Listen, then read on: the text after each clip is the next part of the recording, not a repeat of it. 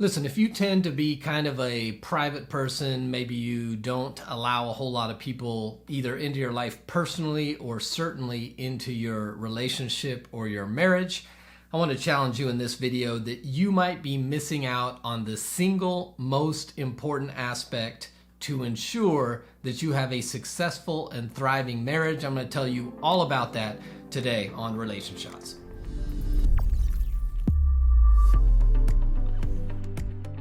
Hey, welcome to RelationShots. If this is your first time hanging out with us, welcome. If you've not already downloaded the free guide to intimacy, you will see a link in the description area below. Go ahead and grab that. This will help you evaluate 4 areas of intimacy in your relationship so that you can strengthen the connection. Now, if I could go back to my first year of marriage and redo things with what I now know, I would do it in a heartbeat. I could have saved my wife and I years of pain and frustration in our marriage if I had known some things then that I now know to be key for a successful marriage. So in this 4-part series I'm going to evaluate or maybe highlight 4 components I think every newlywed needs to put in place in their first year of marriage. And if they do, not only will they be developing a strong, amazing marriage, but it will save them years of frustration and pain. And the first thing that I want to tackle in this video is couples need to prioritize community. If I had known that early on, I promise you it would have changed everything. I talked to too many couples who have this belief that it just needs to be us two against the world. If it's us two, if I got my boo, my confidant, my supporter, my best friend, we don't need anybody else. I'm here to tell you that's a lies.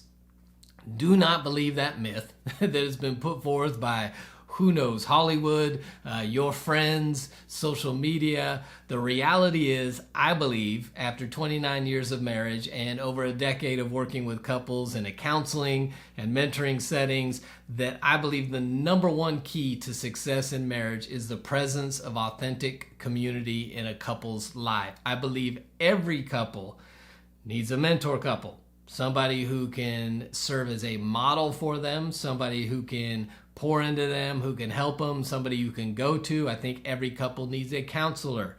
There will be times in your marriage, even with a mentor, where maybe you need an unbiased and professional to speak into and help you get unstuck in some areas. And I believe every new couple needs a group of other couples, a small group of couples, that they are meeting with on a regular basis for the goal of strengthening their relationship and encouraging one another. I believe every one of those needs to be present, and here's why. Community is contagious. Now, that can be good and that can be bad. Much research has been done that shows that we are influenced in our lives by our social networks.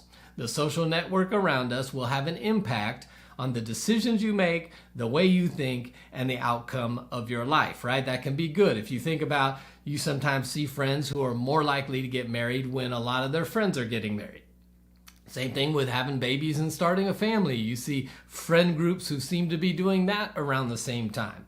And some of it is age-driven, but some of it is the influence of the people around them. There has been research done, a study of over 5,000 participants, and they found that people who had either a family member or friend who were divorced were 75% more likely to divorce. And somebody that had 2 or more friends in their social network who were divorced were 147% more likely also to divorce. Now, I am not saying that having a friend who divorces will cause you to get divorced, but I am saying, so it's not a causal effect, but there is a correlation, that who we're around will influence the decisions that we make, right? If you're in a marriage where you're struggling, and that's every marriage at times, and the people who are your go-to are 2 friends who have gotten out of their marriages and now report being, quote, happier not being married, initially probably because they found some peace, right? I don't have to deal with somebody else. I can be selfish and not have to think of another person, right? I don't have to lean on another person. I don't have to do anything for another person. So yeah, that's always going to look better. That's why we need time apart in our marriages. But if I've got that as my support when I'm struggling in my marriage versus some other couples who are also struggling but are fighting for their marriages, or some couples who have been where I'm at and have fought through it and have a better marriage for having put effort in, you can imagine that the decision that I make may be different based on who is around me. So I believe that every couple, if you're going to go the distance, if you're going to have a successful marriage, you need the right community around you.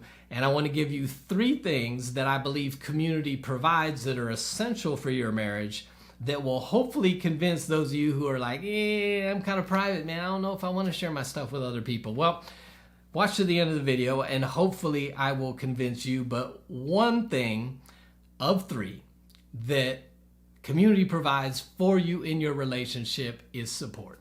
Now, I don't know if you've been in a relationship very long or this is your first year of relationship, but here's the reality. There will be times in every marriage where your spouse is not giving you the kind of support that you desire. Now, maybe they are frustrated with you, right? If I'm frustrated with my spouse or I'm upset about something, I'm probably not looking for opportunities to encourage them and support them, speak well of them, and help them do whatever they're looking for help in that moment, because I'm in my feelings. So I'm probably not doing it, right? And there will be other seasons in your marriage where you may need support that your spouse is unable to give you. So there's times when they may be unwilling, and then there's other times where they just may not have the capacity to support you in the way that you need support, which is why having community around you who can step in and fill that support role in times when your spouse can't. Because guess what?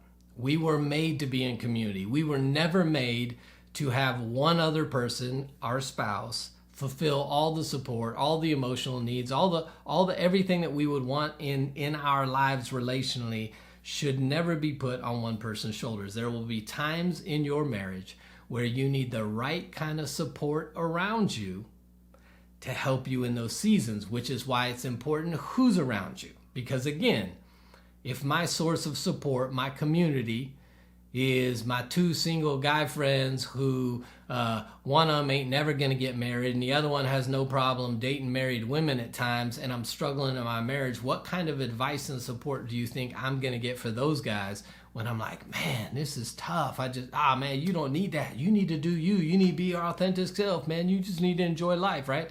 I'm not gonna get, so when I say the right community, I'm talking about people who are trying to do what you're trying to do, which is be married and be healthily married and be happily married to support you in that season. A second thing that community provides that you will absolutely need in your marriage is security. Listen, too many times we have put ourselves in a position where we are our spouse's only accountability partner. And that's going to hurt your marriage for 2 reasons. 1, it ain't that fun to go on date night with a person who's been holding you accountable all week because you're a little bit frustrated by it. 2, there's going to be times when your spouse does not want to be held accountable by you and they're not listening to the accountability you're trying to provide. And in that moment, what do you do if you have no community? I'll tell you what you do. You show up in my office. There's probably nothing more heartbreaking for me than a spouse who is coming in for marriage counseling alone because their spouse won't come. And now I do believe that you can do stuff individually to strengthen your relationship, but if your spouse ultimately has no accountability, anybody to kind of hold their feet to the fire or use influence in their lives to enact change when they need change, that puts you in a difficult position because you now are your spouse's only accountability partner, and guess what? They've decided they're not listening to you for whatever reason. Maybe they're selfish and don't want to listen to you. Maybe you're trying to hold them accountable for something you also do, so they're looking at you and going, well, you're not allowed to hold me accountable for stuff you also do, which I don't agree with, but many spouses do that. So anytime I've got one spouse in my counseling office talking about their marriage, one of the first questions I ask is, who in your spouse's life has relational leverage that we can use to influence them when they don't want to listen to you? And oftentimes you can guess the answer. Their spouse has nobody, which is why they're in this position. So listen, my wife's security in our marriage is not solely resting on the fact that I would make the right decision and the godly decision and the selfless decision every time, though I'm probably like 99.7% on that, give or take 20%. Listen, her security is not solely on me choosing to do the right thing every time, but she also has an added layer of security, which is if Eric starts acting a fool, if Eric doesn't want to be accountable for his actions, if Eric's unwilling to listen to his wife, she has a handful of guys that she can call at any moment who can call me up. And I know when they say, hey man, guess what? I think it's time for breakfast or lunch. I know that they are calling me to account on something. And because of the relationship that we have as friends, they're allowed to do that in my life. And I want that, because I never want to be in a position where what I think or what I believe is unchecked, because guess what? Yes, I'm aware as well, I can get things wrong. I can believe things wrong. I can get hurt to the point where I don't want to do the right thing. And so part of my security in my marriage is not only do I try to do the best I can, but I have people who can call me into account when I'm not doing those things. You do not want to be your spouse's only accountability partner in your marriage. That's a dangerous place, and that's a bad place to be. The reason you need community is because it can help provide some of that security. And a third thing that community can provide in your life is a big long word that Christians will understand and non-Christians won't. It's called sanctification. If you're not a Christian, I want you to fill in this word with the word healing. Listen, sanctification is the process by which a Christian becomes more and more Christ-like throughout their life. From the moment of salvation until the moment they die, God is working in the believer to make them more like Christ. That's the sanctification process.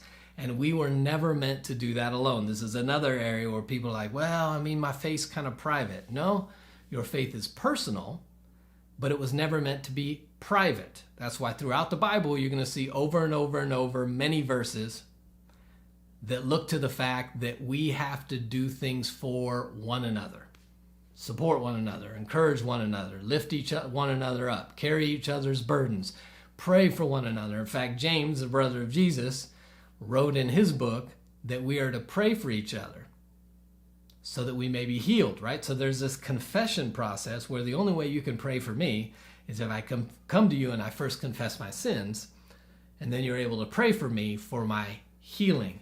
We find healing in community. The problem with most of us is, guess where we got hurt?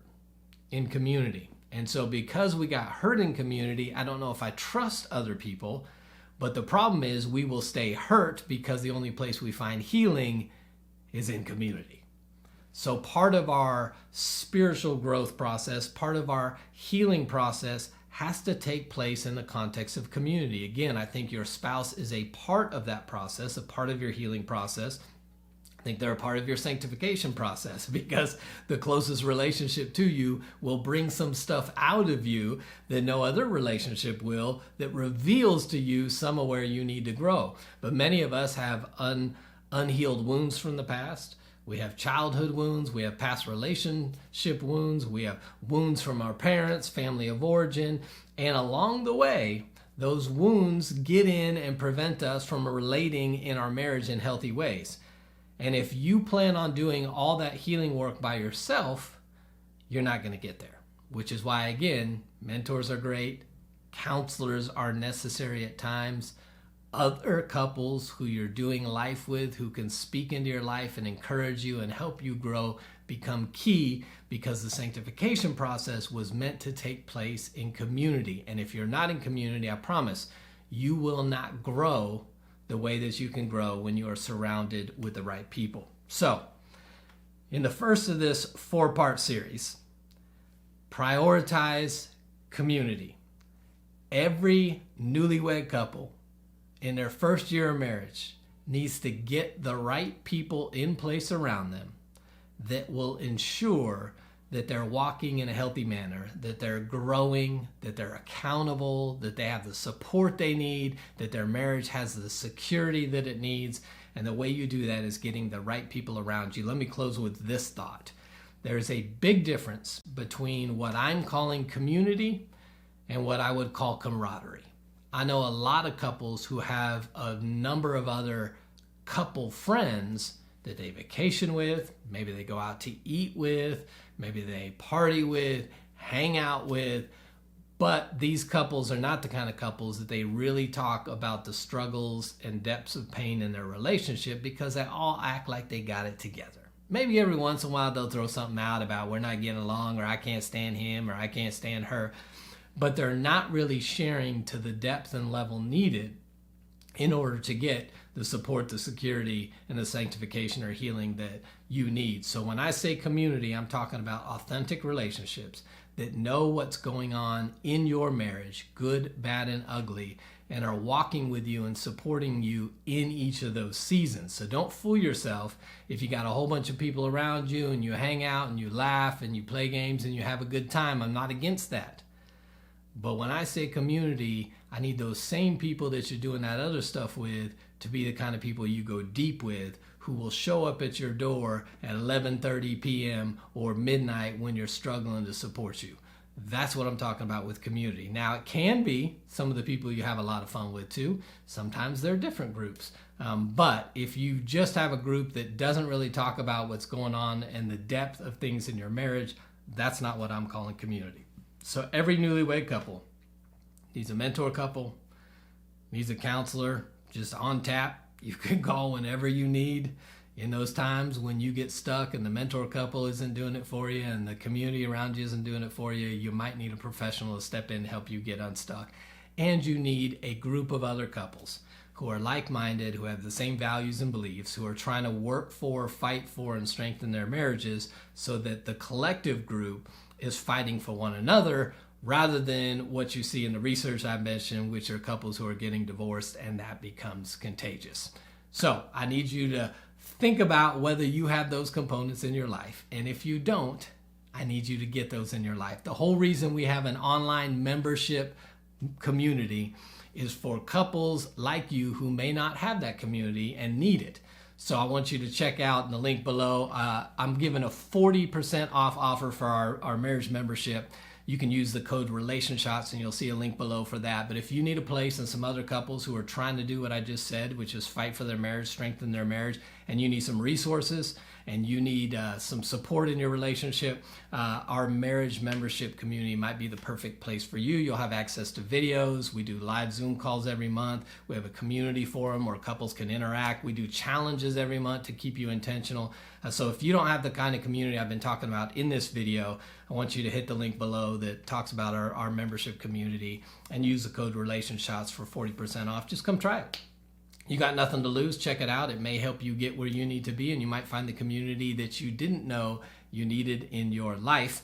That's all I have for this video. I'll see you in the next video for the second component that I believe every newlywed couple needs to have in their life. See you next time.